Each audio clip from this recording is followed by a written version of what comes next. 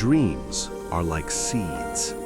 In the beginning, they are fragile and hidden. They need silence to grow. Expose them too early, and they die. Have you ever told everyone about a big dream you had, only to lose the motivation later? Sometimes when we talk too much about our plans, we unknowingly drain the energy needed to actually achieve them. Many years ago, in a quiet town called Rivermill, lived a young man named Adrian.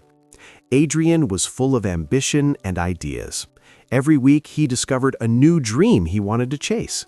One week, he decided he would open the largest bakery in town. The next week, he wanted to learn how to make pottery. Soon after that, he spoke about building a beautiful house near the river. But Adrian had a habit that slowly worked against him. Before he even began working on his dreams, he would walk through the town square and tell everyone about his plans. "I will build the most successful bakery Rivermill has ever seen," he would announce loudly. People smiled. They clapped. They congratulated him. "That's amazing," they said. Adrian felt proud, important, accomplished. That night, he slept peacefully, full of excitement. But the next morning, when it was finally time to start working, the energy was gone. Days passed, and the bakery never opened. Soon, Adrian had another idea. This time, he would become a skilled potter. He gathered people in the town square and spoke about his new goal. "I will create the most beautiful clay pots anyone has ever seen." Again, people praised him. They encouraged him. Adrian felt wonderful. But just like before, a few days later, the motivation disappeared. The clay stayed untouched. Years passed like this. Adrian announced many dreams. People celebrated his words, but nothing in his life actually changed. His hands stayed empty. Deep inside, Adrian felt confused and ashamed. He couldn't understand why he never finished anything he started. One evening, he sat alone beside an old stone well at the edge of town. An elderly man approached quietly. The townspeople respected this man greatly, though he rarely spoke. He sat beside Adrian and gently asked, "My boy, why do you look so troubled?" Adrian sighed deeply. "I have so many dreams, but I never complete any of them. I don't understand what is wrong with me." The old man nodded slowly. "Tell me," he said, "what do you do when you get a new idea?" Adrian answered quickly, "I tell everyone. I want people to know what I plan to achieve." The old man smiled softly. "Come to my garden tomorrow morning," he said. "I want to show you something." The next day, Adrian arrived at the elder's small garden. The elder held 2 seeds in his hand. He gave one seed to Adrian. "Plant this one in the soil," he said. Adrian dug a small hole and buried the seed under the earth. Then the elder lifted the second seed high into the air.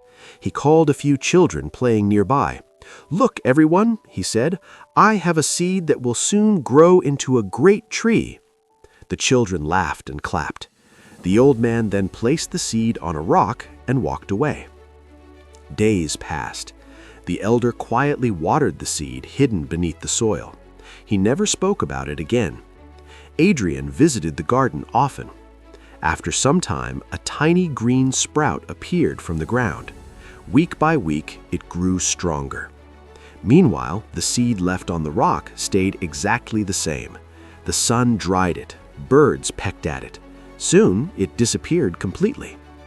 After several weeks, Adrian saw a small, healthy plant standing proudly in the soil. The old man stood beside him and gently said, "My boy, a seed needs silence to grow. It needs darkness and patience. Hidden under the earth, it slowly becomes strong." He pointed to the empty rock. "But when a seed is left in the open and talked about too much, it dries out before it ever becomes a tree." Adrian stood quietly. Something inside him suddenly made sense. The old man continued, "When you share your dreams too early, your mind receives the reward before the work is done. The praise feels like success, and the fire to act slowly disappears. Adrian realized the truth. Every time people applauded his plans, he already felt successful, even though he had done nothing yet. The elder placed a hand on his shoulder. Dreams are fragile in the beginning. Protect them. Let them grow quietly through effort. When the tree is strong, everyone will see it without you needing to announce it. That evening, Adrian made a decision. He would start something new, but this time he would tell no one.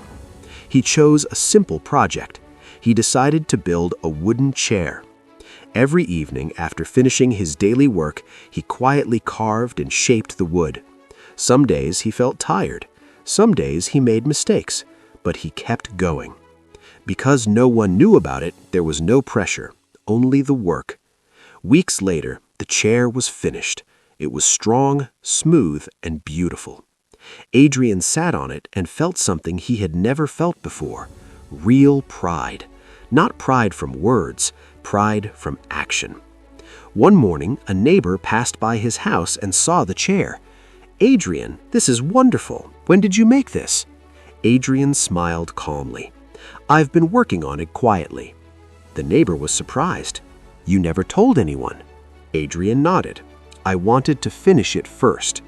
Soon, people around Rivermill saw his work, but by that time, Adrian had already started building something else, a small table. Again, he said nothing. He simply worked.